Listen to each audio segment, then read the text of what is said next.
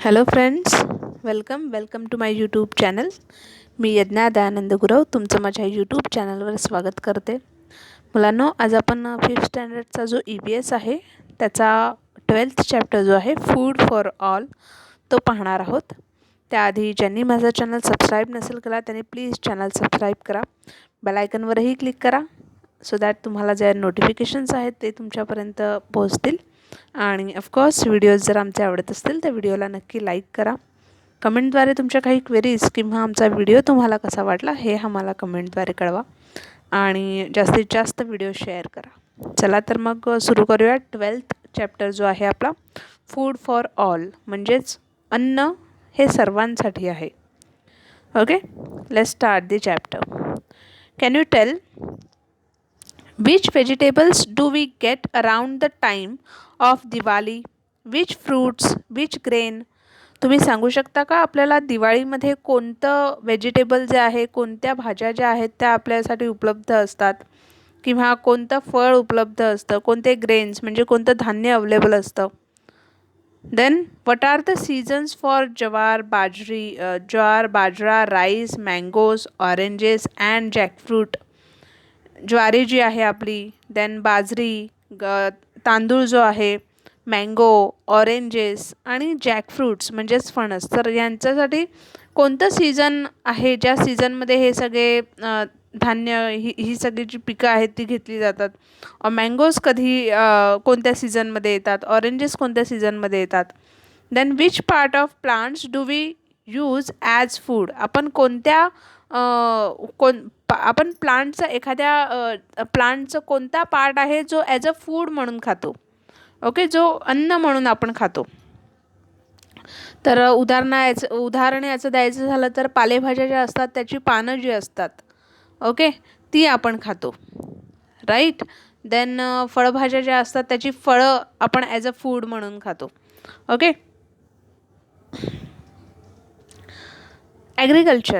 Agricultural seasons.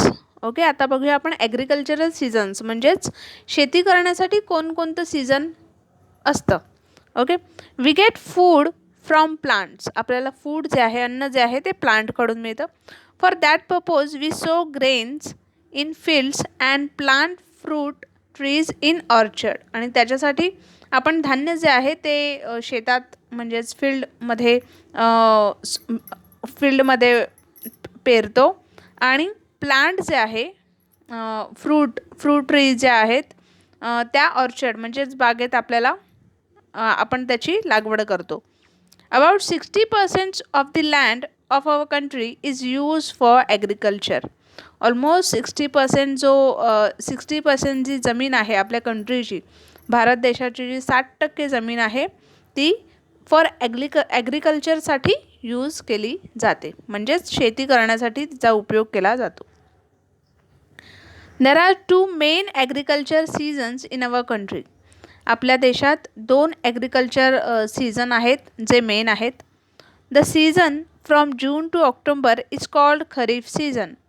जून ते ऑक्टोंबर आहे एक सीझन, त्याला खरीफ सीझन असं म्हणतात. आणि in this season the crops are watered mainly by the rain. या सीझनमध्ये जी काही पिकं घेतली जातात त्यांना पाणी जे आहे, पाण्याची आवश्यकता असते. ओके, सो ते पाणी जे आहे ते आपल्याला कोणाकडून मिळतं? पावसाकडून मिळतं. Then the season from October to March is the rabi season. October to March कोणतं सीझन आहे? Rabi season. In this season, rainwater that has soaked into the soil, the retreating monsoons and dew are the sources of water for the crops. आणि ऑक्टोंबर ते मार्च, आता ऑक्टोंबर ते मार्च या काळात पाऊस तर पडत नाही. ओके, सो या काळात काय होतं? जे काही रेनवॉटर आहे, जे काही पावसाचं पाणी आहे, जे जमीन शोषून घेते ते पाणी ॲज अ वॉटर म्हणजे ॲज अ मान्सून्स. याचाच अर्थ ते जे काही मातीत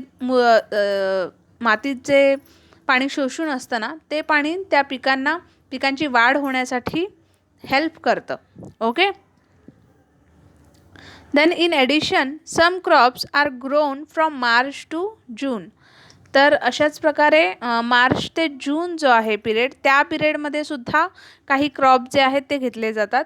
दिस आर कॉल्ड समर क्रॉप. त्यांना समर क्रॉप असं म्हणतात. आता आपण 3 पाहिले. पहिलं आपण kharif season, second rabi season and third is summer crops.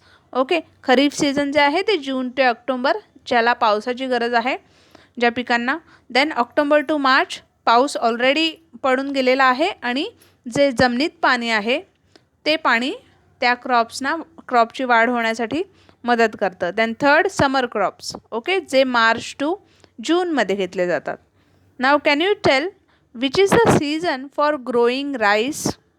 आपण सांगू शकतो का की राईस म्हणजेच भाताची शेती जी आहे ती करण्यासाठी, तांदूळ, ओके, ती करण्यासाठी कोणतं सीझन असतं? Let's see. Agricultural work. Every farmer wishes to get a good harvest. प्रत्येक जो फार्मर आहे, प्रत्येक जो शेतकरी आहे, त्याची एवढीच इच्छा असते की आपल्या शेतातलं जे पीक आहे ते चांगलं उगवावं. ओके, पीक चांगलं यावं. अ good harvest provide a good income. चांगलं हार्वेस्ट म्हणजे चांगलं जर पीक आलं शेतात तर ते आपल्याला चांगलं इन्कम, ओके, उत्तमरित्या जी इन्कम आहे, जे उत्पन्न आहे ते मिळवून देऊ शकतं. Fertile land, good quality seeds and fertilizers and availability of water are essential for a good harvest. Good harvest म्हणजे चांगलं पीक येण्यासाठी कोणत्या गोष्टी गरजेच्या असतात? तर fertile land. Now what is fertile land? Fertile land म्हणजे जमीन जी आहे ती जमीन नांगरली जाते. राईट. का नांगरतात? कारण त्या जमिनीतली जी सुपीकता आहे त्यात खत घातलं जातं. ओके, खत यासाठी घातलं जातं कारण त्यात जे काही पीक आपण उगवू, जे काही बी आपण पेरू ते चांगल्या प्रतीने त्याची वाढ व्हावी म्हणून. ओके, सो फर्टाईल लँड म्हणजे तेच. ओके, म्हणजे जमीन ही जमिनीची जी सुपीकता आहे, ठीक आहे, ती कायम तशीच टिकून राहावी. ओके, म्हणून फर्टिलायझरचा वापर करतात. फर्टिलायझर म्हणजेच खत. Okay, and good quality seeds आणि चांगल्या प्रतीचं जे बियाणं आहे ते वापरतात. आणि अवेलेबिलिटी ऑफ वॉटर, ऑफकोर्स पाणी हे हवंच. It is also necessary to carry out the task of tilling the land. आणि त्याचसोबत लँड जे आहेत ते टिलिंग म्हणजेच आता मी तुम्हाला सांगितलं ना की जमीन आपल्याला नांगरावी लागते. ओके, सो हे सुद्धा आपल्याला शेती करण्याआधी करावं लागतं. The crop in the field must be protected and harvested crop must also be stored safely. जे क्रॉप आहे, जे त्या जमिनीत आपण त्या शेतात आपण पेरू ते क्रॉप आणि पीक जेव्हा उगवेल त्याच्यातून, ओके, ते क्रॉप ते कसं आपल्याला स्टोअर करता आलं पाहिजे? सेफली स्टोअर करता आलं पाहिजे. म्हणजेच धान्य एकदा आपल्याला त्या शेतातून मिळालं की त्या धान्याची व्यवस्थित निगाही आपल्याला राखली पाहिजे. All of this processes are important. आणि या सगळ्या प्रोसेसेस ज्या आहेत त्या इम्पॉर्टंट आहेत. म्हणजे धान्य फक्त पिकवलं आणि ते साठवून ठेवलं तर तेवढ्यातच ते नाही पुरेसं होत. ओके, त्यावर कीड लागू नये, ओके, ते खराब होऊ नये याचीसुद्धा आपल्याला काळजी घेतली पाहिजे. The population of our country is increasing and still the needs of all the people are being met. आपल्या भारताचं जे पॉप्युलेशन आहे, जी लोकसंख्या आहे ती वाढते आणि तरीसुद्धा जे लोकांच्या ज्या अन्नाची जी गरज आहे ती पूर्ण केली जाते. ओके, सो हे असं काय होतं आहे? तर this has been possible because of modern improve methods of agriculture. आणि हे यासाठी होतं आहे की मॉडर्न मेथड ऑफ ॲग्रिकल्चर म्हणजेच आता आपण बघतो की पूर्वी बैल, नांगर याचा वापर करायचे शेती करण्यासाठी. ओके, सो आता तुमचे ट्रॅक्टर आलेत. राईट. सो या सगळ्याचा वापर करून जी शेती आहे ती अधिक उत्तम प्रकारे केली जाते. नाव let's C traditional agriculture. In the traditional method of agriculture, ploughing, tilling, etc. were done with the help of oxen. Traditional ॲग्रिकल्चरमध्ये काय होत होतं? प्लॉफिंग, टिलिंग, नांगरणी, झोडपणी जी आहे ती कोणाच्या मदतीने केली जात होती? ऑक्सन म्हणजेच बैलाच्या मदतीने केली जात होती.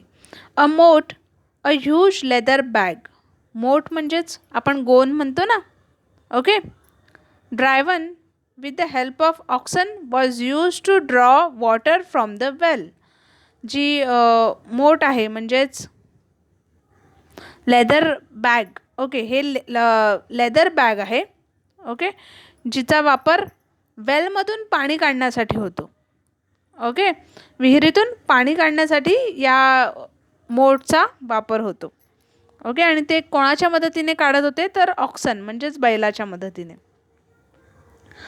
Harvesting, threshing etcetera was done by the member of farmers family themselves with the help of oxen. Harvesting, threshing जे आहेत म्हणजे झोडपणी वगैरे जी नंतरची प्रक्रिया आहे ती कशी व्हायची तर त्या फॅमिलीचे जे मेंबर होते त्यांच्या मदतीने ही सगळी कामं जी आहेत ती केली जात होती. However farmers now carry out all this task with the help of machines. आणि आत्ता जे शेतकरी आहे ते काय करत आहे, ही सगळी जी कामं आहेत ती मशीनच्या सहाय्याने पूर्ण करून घेतोय, ओके, पूर्ण करतोय. Now improve method of agriculture. Improve method of agriculture कोणते आहेत ते आपण बघूया. इम्प्रूव्ह सीड्स म्हणजे चांगल्या प्रतीचं बियाणं, okay. Earlier it was customary to preserve the seeds of one harvest for sowing in the next season.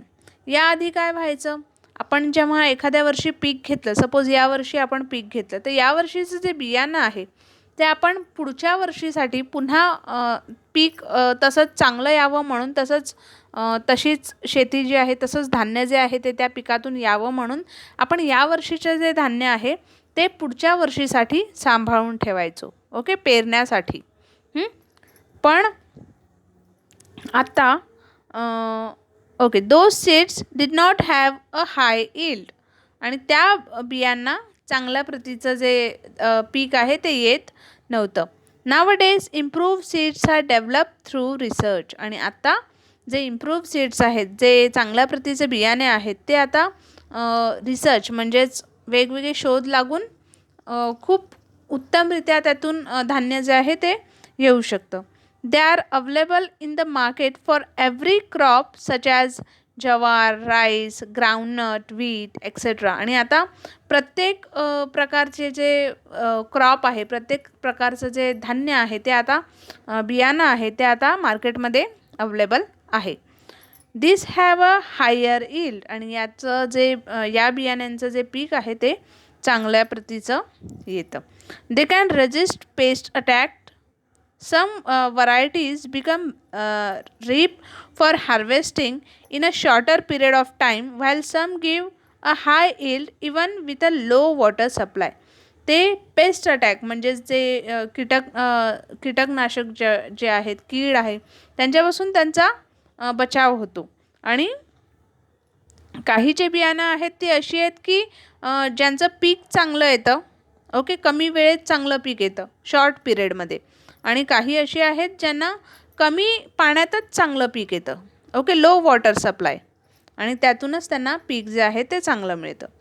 Now let's C modern method of irrigation. आता इरिगेशन म्हणजेच काय तर सिंचन, ओके, शेताला पाणी पुरवण्याची जी पद्धत आहे ती कोणती आहे, okay. Method of irrigation. Crops grow well if they are watered at the right time. Yes, crop जे आहेत ते चांगल्या प्रकारे वाढतील जर त्यांना पाणी योग्य वेळेवर आणि योग्य प्रमाणात दिलं तर. Water from rivers, lakes and wells is use for irrigation in addition to rain water. पावसाच्या पाण्यासोबतच नदीचं पाणी, तलावातलं पाणी आणि विहिरींचं पाणी याचं इरिगेशन म्हणून वापर जो आहे तो केला जातो. Greater quantities of water are stored by building dams and bunds on rivers to obstruct the flow of water downstream. Okay, जास्त प्रमाणात जर पाणी द्यायचं असेल तर मग ते बिल्डिंग डॅम्स जे असतात किंवा बंड्स ऑन रिव्हर्स म्हणजे नदीच्या शेजारी जे बंड्स असतात, ओके, खड्डे वगैरे असतात, तर त्यातही ते साठवलं जातं. This also help to raise the levels of ground water. आणि या सगळ्याने ग्राउंड वॉटर जे आहेत म्हणजेच जमिनीखालचं जे पाणी आहे तेही वाढायला मदत होते.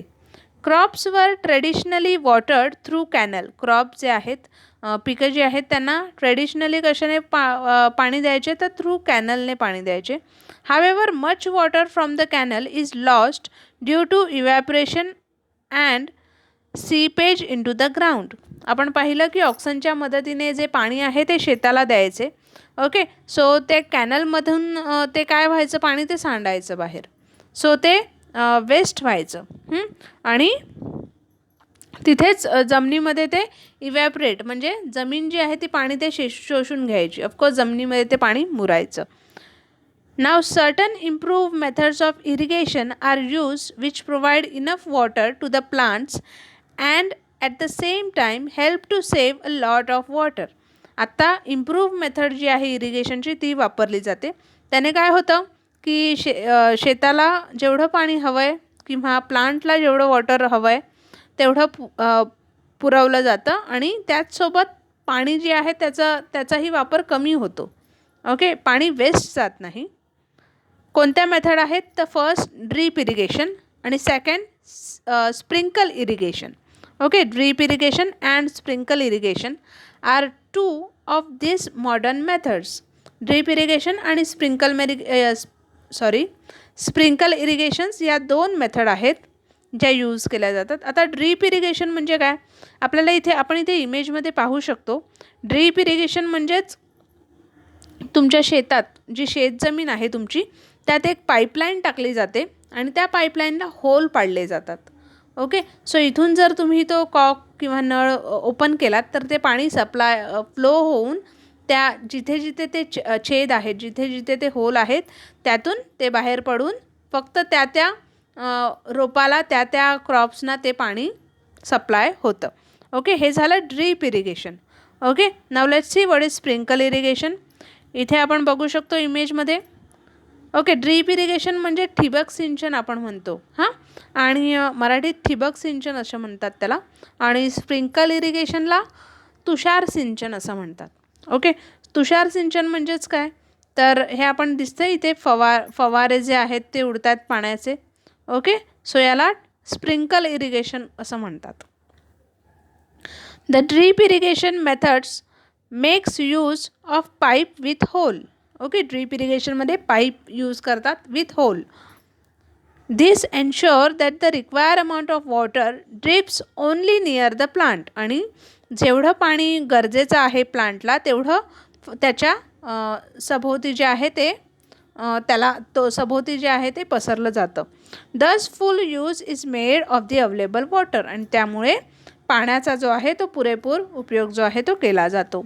Sprinkle irrigation makes use of sprinklers of different sizes that sprays water directly on the plant. Sprinkle irrigations काय करतं तर पाणी जे आहे पाण्याची फवारणी केली जाते. ओके, आणि प्लांटवर झाडांवर जी आहे किंवा शेतात जी आहे ती पाण्याची फवारणी स्प्रिंकल इरिगेशनने केली जाते. Find out names of two varieties of improve seeds of jowar. Okay, दोन व्हरायटी तुम्हाला शोधायच्या आहेत ज्वारीच्या सीडच्या, improve seed. Who help the farmer to drive the moat. फार्मरला कोण मदत करतं मोट ड्राईव्ह करायला? Oxen. Okay, how is ground water lifted this days. आत्ता जे आहे ते ग्राउंड वॉटर कसं लिफ्ट केलं जातं, कशाप्रकारे जमिनीतलं पाणी जे आहे ते वर काढलं जातं. तर आपण पाहिलं की ग्राउंड वॉटर जे आहे ते आता वर खेचण्यासाठी तुमची बोरवेल. ओके, बोरवेल म्हणजेच बोरिंग आपण म्हणतो, पाहिलं असेल तुम्ही.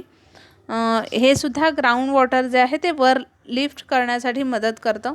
देन पंप म्हणू शकतो आपण. ओके, सो अशा प्रकारचे जे आहेत साधनं त्यांचा वापर करून ग्राउंड वॉटर जे आहे ते आपण वर जमिनीतलं जे पाणी आहे ते आपण वर खेचू शकतो. Now let's see fertilisers. Fertilisers म्हणजेच खत. ओके,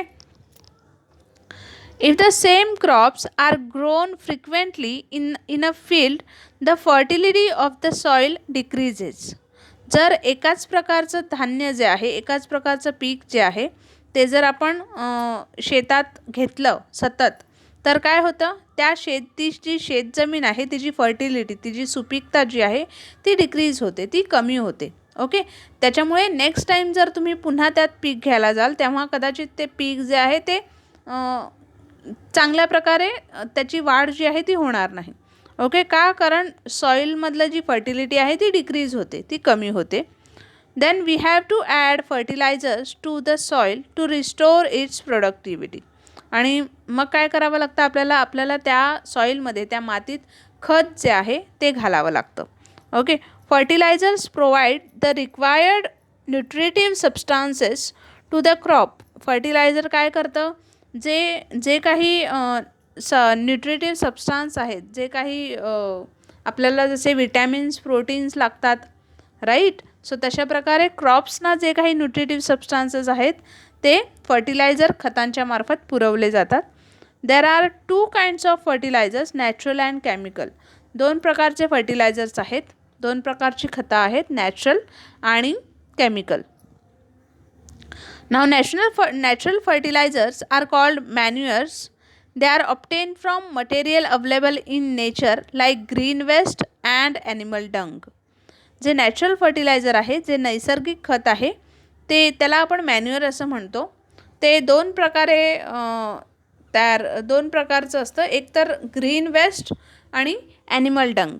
आपण गाईचं शेण वगैरे जे यूज करतो, गाईचं शेण ते सुकवलं जातं आणि मग ते जाळतात, राईट. सो ते राख जी आहे तुमची त्याप्रमाणे ते दिसतं. सो ते सुद्धा आपलं नॅचरल फर्टिलायझर आहे. Okay.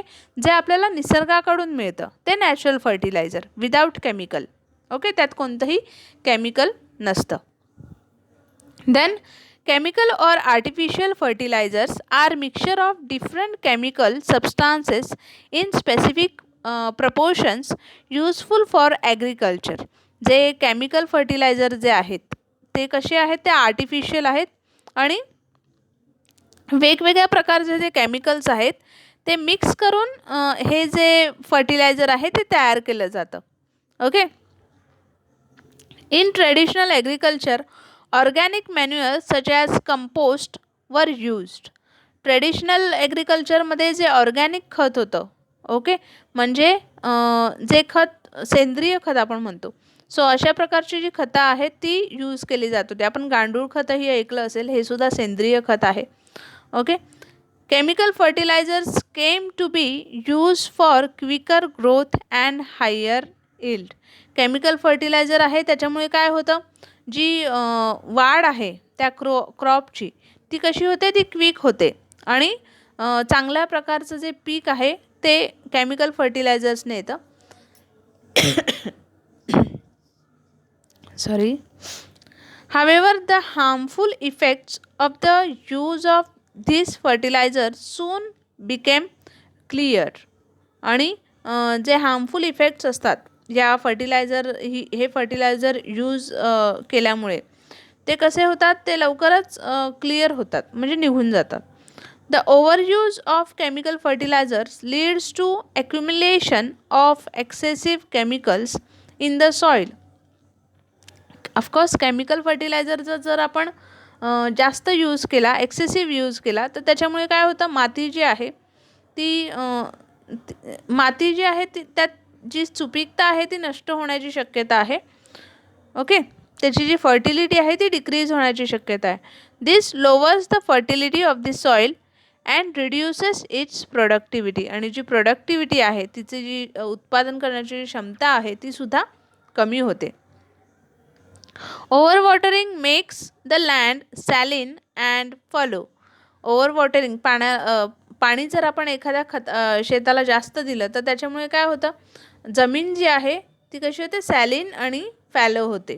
Okay. This is seen especially in the parts where water is available in plenty, as for example near dams or on river banks. आणि हे आपल्याला कुठे दिसतं, तर जिथे पाणी जे आहे ते जास्त प्रमाणात अवेलेबल असतं कुठे तर डॅमवर म्हणजेच धरण आणि रिव्हर बँक म्हणजेच नदीच्या काठावर.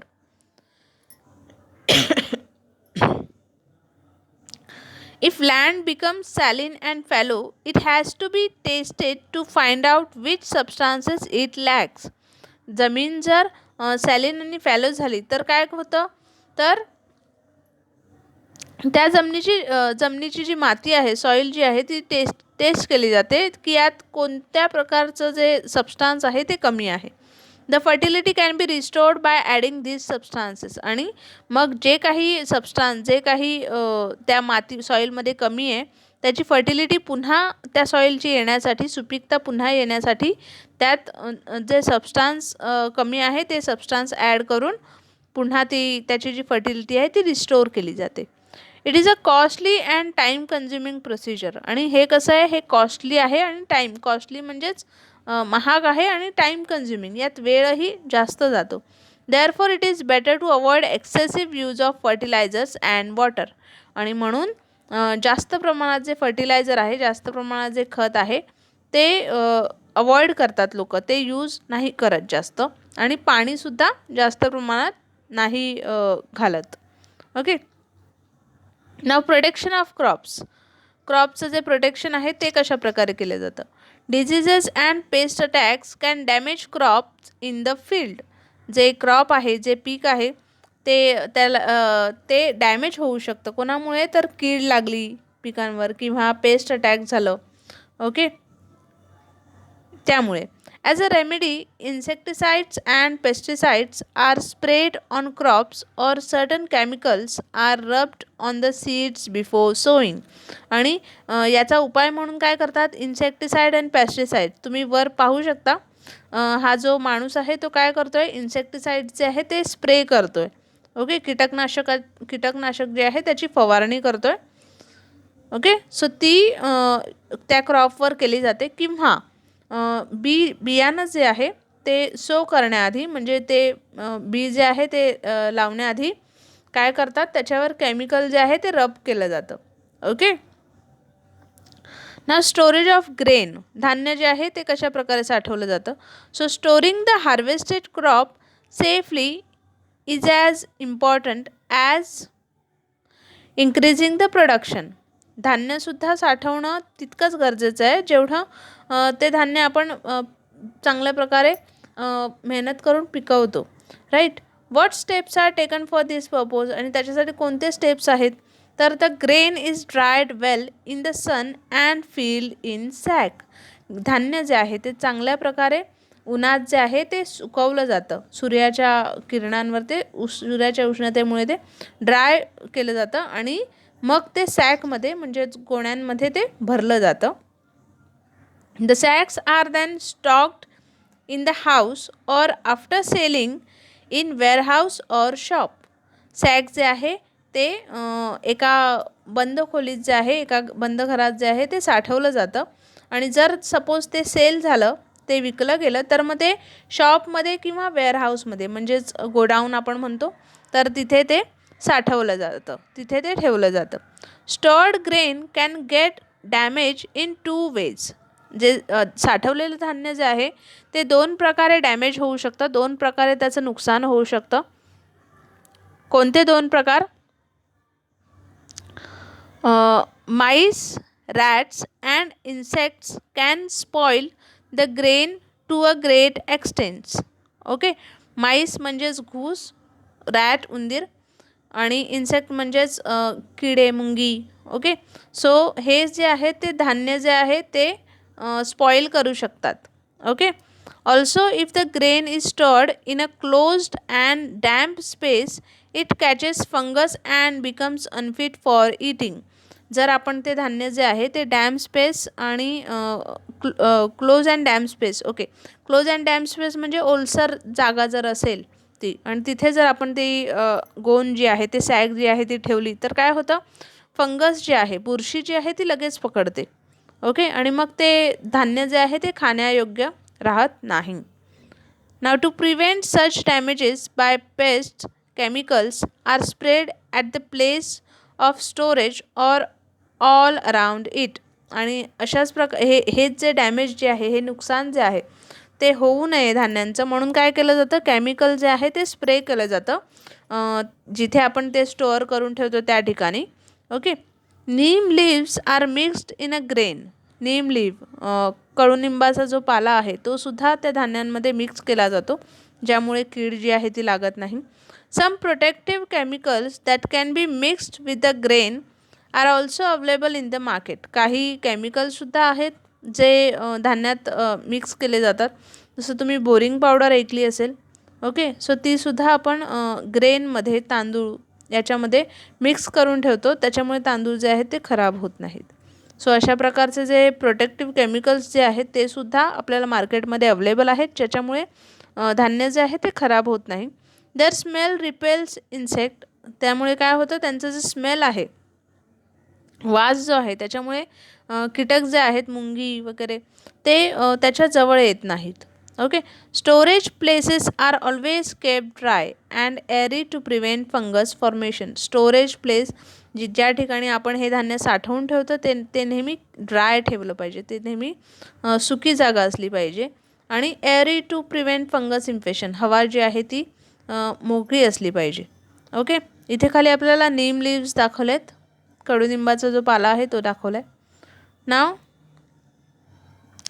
Use your brain power. Okay. What is the advantage of storing grain in wattle and daub basket. धान्य जे आहे ते आपण या वॉटल आणि डॉब बास्केटमध्ये जर स्टोअर केलं तर त्याचे काय ॲडव्हान्टेजेस आहेत ते तुम्हाला सांगायचं आहे. आपण खाली बघूया. Food storage and conservation of environment. Food storage धान्याची साठवणूक आणि एन्व्हायरमेंटचं जे कन्झर्वेशन आहे ते कशा प्रकारे होतं. Like humans other living things also store food. माणसाप्रमाणे जे बाकीचे लिव्हिंग थिंग्स जे आहेत, बाकीचे जे सजीव आहेत म्हणजेच आपले प्राणी पक्षी, ओके, ते सुद्धा धान्य जे आहे, फूड जे आहे, त्यांचं अन्न जे आहे ते साठवून ठेवतात. Each of them has a different way of doing it. आणि प्रत्येकाची अन्न साठवण्याची जी पद्धत आहे ती वेगवेगळी आहे. Insects like and store food. मुंगी जी आहे ती सुद्धा आपलं फूड जे आहे, आपलं अन्न जे आहे ते साठवून ठेवते.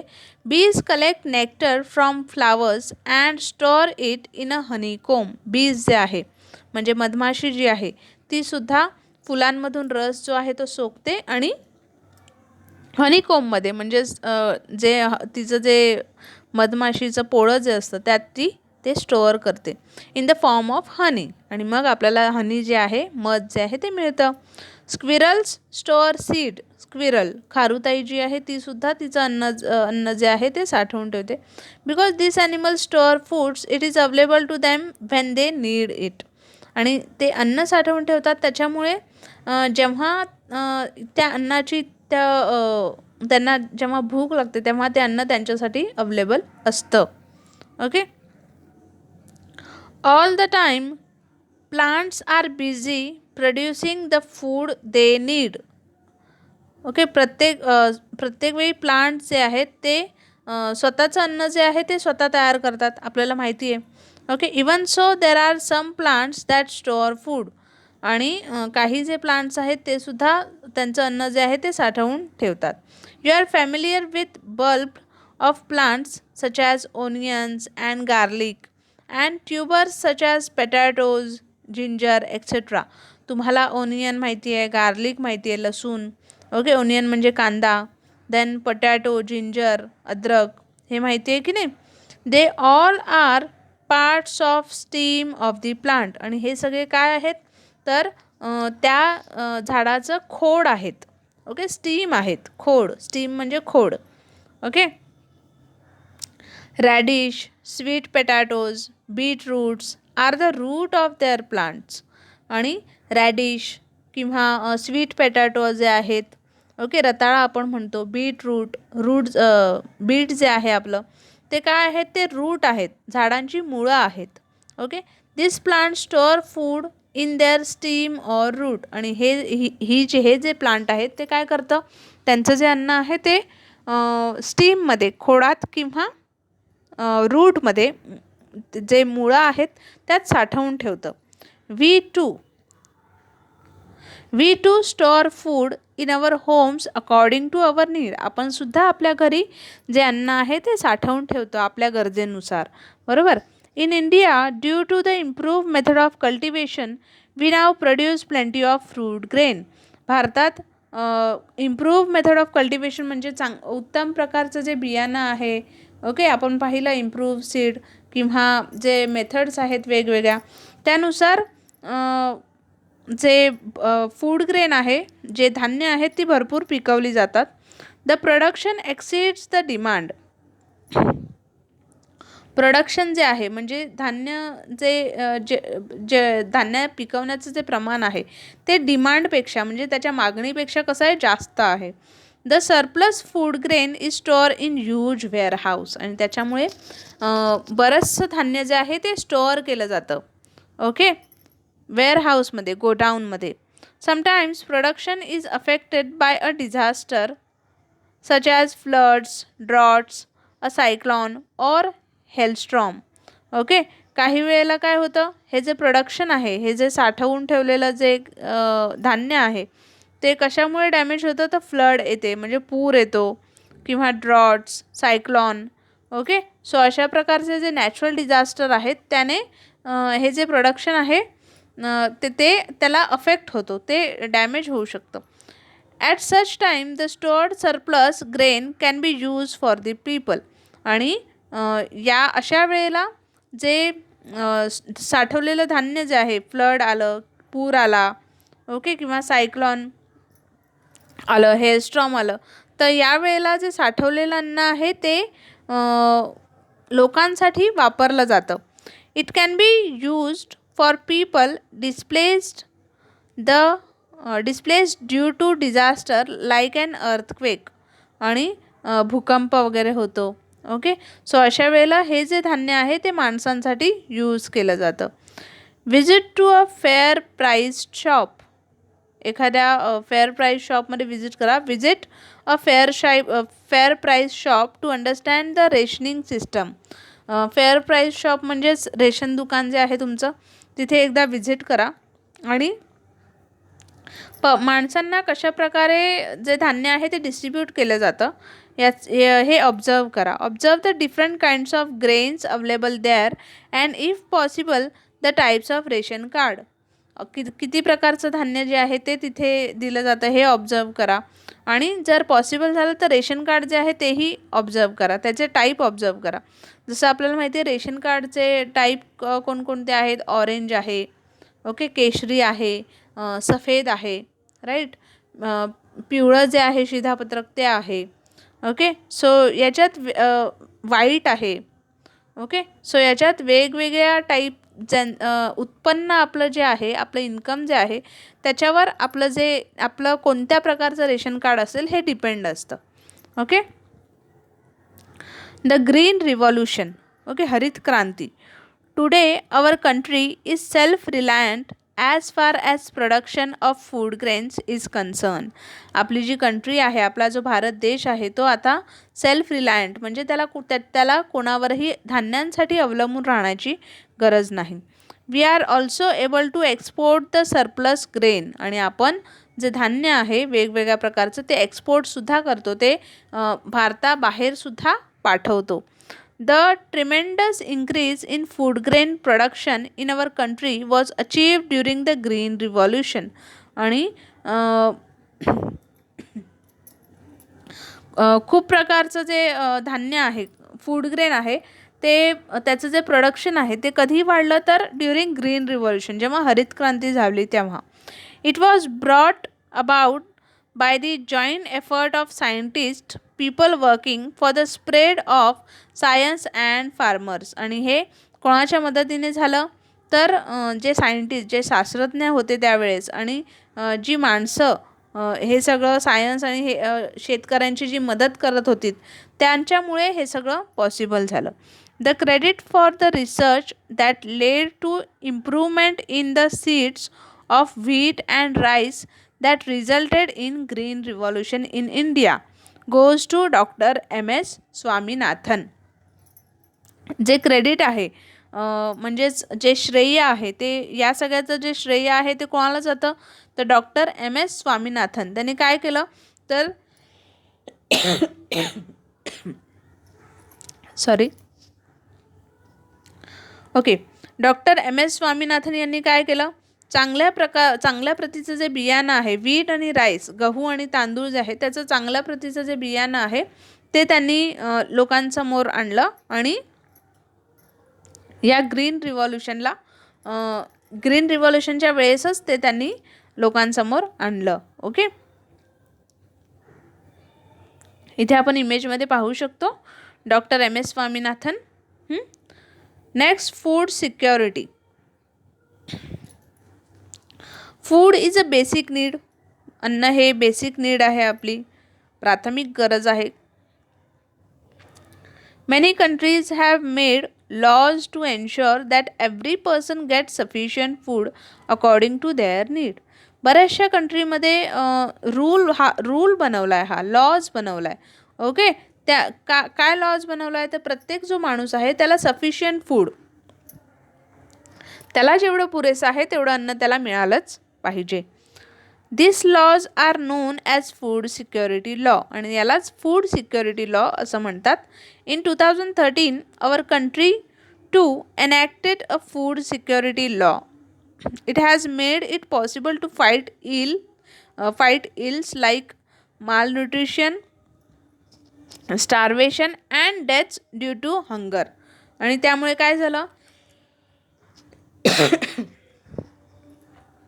काय झालं तर मालन्यूट्रिशन, स्टार्वेशन आणि हंगर, जे भुकेमुळे जी लोक मरत आहेत, तर या सगळ्यांना मदत झाली. ओके, आजाराशी फाईट करण्याची त्यांच्यात ताकद आली या सगळ्यामुळे.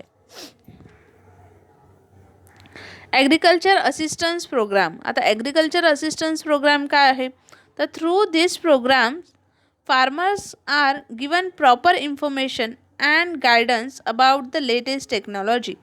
या प्रोग्राममुळे काय होतं आहे, जे फार्मर आहेत, जे शेतकरी आहेत, त्यांना योग्य ती इन्फॉर्मेशन, योग्य ती माहिती आणि योग्य तो सल्ला जो आहे तो दिला जातो रिलेटेड टू शेती. Okay, latest technology, irrigation facility, improve seeds, use of fertilisers and pesticides etcetera. आणि इरिगेशन कशा पद्धतीने केलं जातं किंवा बियाणं जी आहेत, इम्प्रूव्ह सीड जे आहेत त्यांची माहिती त्यांना दिली जाते. शेतात कोणतं खत वापरलं जावं याची माहिती दिली जाते. They can also get weather forecast and other agriculture related information from this assistance centre. त्याचप्रकारे त्यांना वेदर फोरकास्ट म्हणजे हवामानाचा अंदाज जो आहे तोही त्यांना तिथून कळतो, किंवा आणखीन काही रिलेटेड टू ॲग्रिकल्चर जे आहेत त्यांच्या क्वेरीज त्या तिथे त्या सोडवल्या जातात. आता आपल्याला खाली इथे दिसतंय माणूस आहे एक, तो शेतात आहे आणि तिथून त्याने फोन लावलेला आहे. ओके, असिस्टन्स सेंटरला, आणि तो तिथून माहिती घेतोय जी त्याला हवी ती.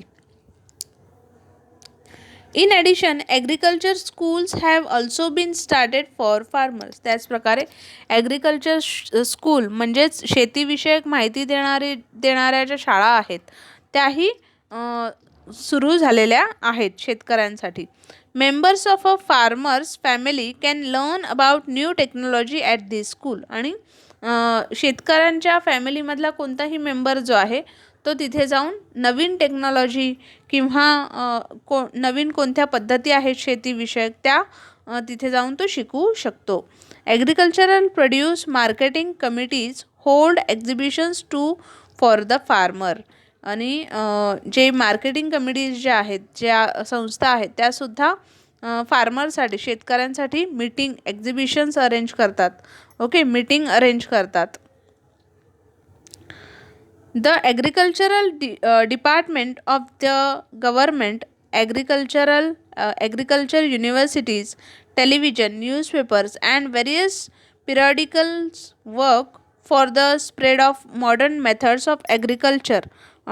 जे ॲग्रिकल्चर डिपार्टमेंट आहे किंवा युनिव्हर्सिटी जे आहेत वेगवेगळ्या, टेलिव्हिजन जे आहे, न्यूजपेपर आहे आणि व्हेरियस पिरियडिकल्स वर्क म्हणजे काळानुसार वेगवेगळी जी कामं आहेत ती त्यांच्यामुळे काय होतं आहे, लोकांना बऱ्याचशा गोष्टी ज्या आहेत त्या रिलेटेड टू ॲग्रिकल्चर माहिती होत आहेत. Now it is possible for all farmers to use this modern methods to increase production. आणि आता फार्मर्स जे आहेत, शेतकरी जे आहेत, त्यांना हे जी मॉडर्न मेथड आहे ते यूज करण्यासाठी खूप मदत होते. The whole country benefit from this effort. आणि पूर्ण जी कंट्री आहे आपली ती या सगळ्या गोष्टींचा काय करते, लाभ घेते. Now do you know organic farming? Organic farming म्हणजे काय? The farming that relies on natural materials is called organic farming. Organic farming म्हणजे काय? ती फार्मिंग, ते शेत जे नॅचरल मटेरियल म्हणजे नैसर्गिक खत म्हणा, तर या सगळ्याचा वापर करून केलं जातं. It is a form of traditional agriculture. Traditional agriculture जे आहे याचा हा फॉर्म आहे, याचाच प्रकार आहे. In this method the nutritive substances in the soil are retain. आणि या पद्धतीत जे न्यूट्रिटिव्ह सबस्टान्सेस आहेत, जे शेतीला लागणारे जे घटक आहेत, ते मातीमध्ये पुन्हा मिसळले जातात. The organic pesticides used in this method have no harmful effects on those who eat the produce. Okay, जे ऑर्गॅनिक पेस्टिसाइड्स यूज केले जाते याच्यामध्ये ते हार्मफुल नसतात. ओके, त्याचा कोणताही दुष्परिणाम होत नाही. जे अशा प्रकारे शेती केलेली असते ते अन्न खातात त्यांच्यावर. The grain grown by this method is nutritious and also good to taste. आणि ऑर्गॅनिक ऑर्गॅनिक प्रकारची जी शेती आहे ती केल्यामुळे जे धान्य त्या शेतीत उगवतं, जे पीक जे ते येतं ते कसं असतं, ते न्यूट्रिशियस असतं आणि ते टेस्टमध्ये सुद्धा चांगलं असतं. That is why farmers have begun to opt for organic farming method. आणि त्यामुळे जे बरेचसे शेतकरी जे आहेत ते ही मेथड जी आहे ऑर्गॅनिक फार्मिंग मेथड ही ऑप्ट करतात, म्हणजे हिची निवड करतात शेती करण्यासाठी. Organic farming involves use of manure obtain from plants and animal. Organic farming जे आहे म्हणजे ही जी ऑर्गॅनिक फार्मिंगची जी शेती आहे ती मॅन्युअर कोणासाठी देतात? The plants and animals. Okay, त्यांच्याकडून त्यांना खत जे आहे ते मिळतं. This manures consist of fish and bone meals, animal excreta as well as decomposed remains of plants and animal. आणि हे जे मॅन्युअर आहे, हे जे खत आहे ते फिश मासा, बोन मिल्स, ओके, हाडं जी आहेत प्राण्यांची यांच्याद्वारे जे खत जे आहे ते तयार केलं जातं. ॲनिमल एक्सक्रीटा म्हणजेच ॲनिमल एक्सक्रीटाचं एक्झाम्पल जर आपण दिलं तर ॲनिमल डंग, ओके, शेण जे आहे याचा वापर केला जातो. Now always remember, crops should be watered only as much as necessary. पाणी जे आहे शेताला ते तेवढंच द्यावं जेवढं त्याला गरज आहे.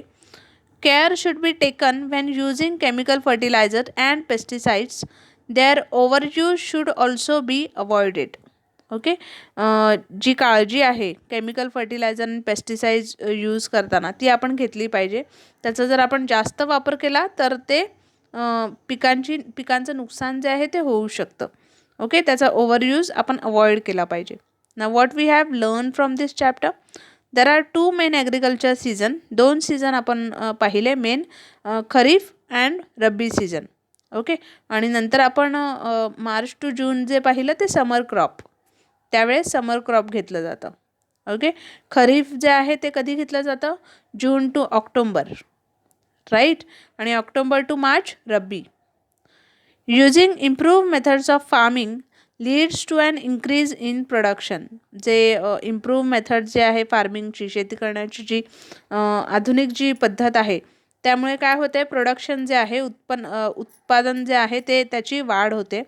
Farmers can get information about modern agriculture technology through agriculture assistance programme. आणि शेतकऱ्यांना थ्रू ॲग्रिकल्चर असिस्टन्स प्रोग्राम या प्रोग्राम अंतर्गत शेतीविषयक जी काही माहिती आहे related to modern technology, related to खत जे आहे, सो ती माहिती त्यांना इथे मिळून जाते.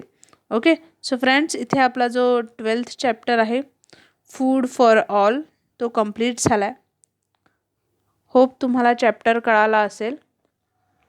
व्हिडिओज जर तुम्हाला आवडला असेल तर व्हिडिओला नक्की लाईक करा. कमेंटद्वारे तुमच्या काही क्वेरीज असतील तर त्याही आमच्यापर्यंत पोचवा आणि जास्तीत जास्त शेअर करा व्हिडिओ. आणि ऑफकोर्स चॅनल सबस्क्राईब करा, बेल आयकॉनवरही क्लिक करा. चला तर मग भेटूया आपण आपल्या नेक्स्ट व्हिडिओमध्ये. तोपर्यंत take care and have a good day.